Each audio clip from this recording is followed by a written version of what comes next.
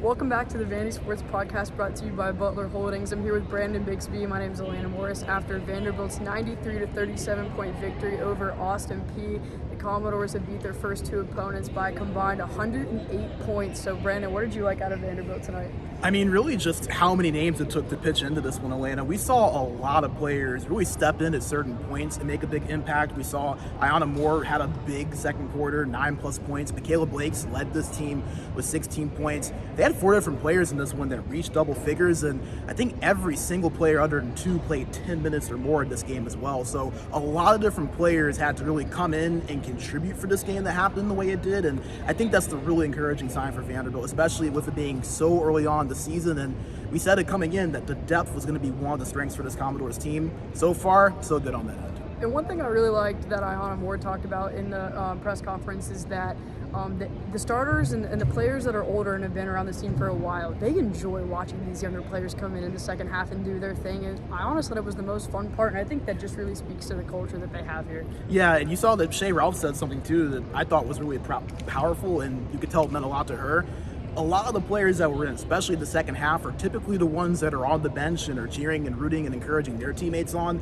We saw during the second half that it was the starters that were placed in that role. Michaela Blakes and Camille Pierre didn't play at all in the fourth quarter. The starters in that fourth quarter combined for just 10 total minutes altogether. So they kind of became the bench in a sense, and you saw them really light up. I mean, on Trinity Wilson's basket, that was one of the loudest cheers that we heard all night, and a lot of it came from that Vanderbilt bench. So just seeing how together and the camaraderie that is on that Vanderbilt team, I think that's something that Shea Ralph really harps on. That's what she's built her program around, and just seeing this team really live that out and exemplify that, I think you could tell she was really, really happy with that at the end of the night.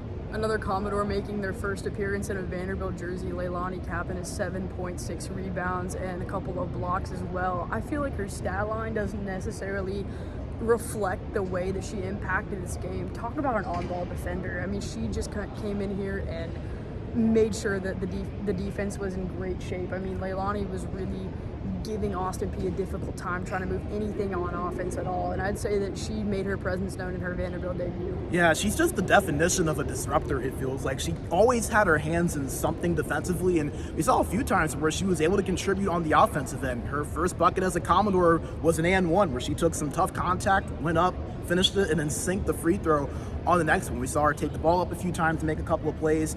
She feels like the perfect two-way player for this Commodores team, especially to be able to come off the bench and have that spark. Such a massive thing for Vanderbilt. And you heard Shea Ralph mention it in her presser. She's one of those people to where when they were looking at her over that offseason period and wanted to get her in, remember, she was coming off injury, didn't really get acclimated as quickly because of that, but she looks like she's fit in with this Vanderbilt team for years. You wouldn't have thought this was her first game here. Perfect fit for this Commodores team, and provides them a little bit of what I feel like they lost in Jordan Cambridge last year, that really steady point guard, on-ball defender that can disrupt a lot in the end.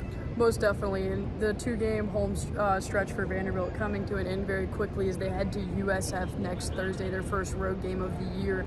That's a mid-major team that's not going to be easy to beat necessarily whatsoever. They like to play a lot of Power 4 schools in the non-conference, and so I think that that's a game that Vanderbilt can't take lightly, and that's something that Shea Ralph talked about too after the game, was that she does want her team to do things differently, maybe be more patient on offense is the word that she described. Not necessarily slowing things down, but not taking a good shot, taking a great shot. And so that's something to pay attention to heading into Thursday. Yeah, and I think that layups are going to be a very big emphasis as well. The Vanderbilt Commodores just a little bit over, I think 66% it was on layups, which might sound high in most instances, but when you're talking about layups, definitely want to see it much higher than that. That was one of the first things that Shea Ralph kind of knocked her team on in that press conference, saying that she wants to see them finish layups a little bit more consistently.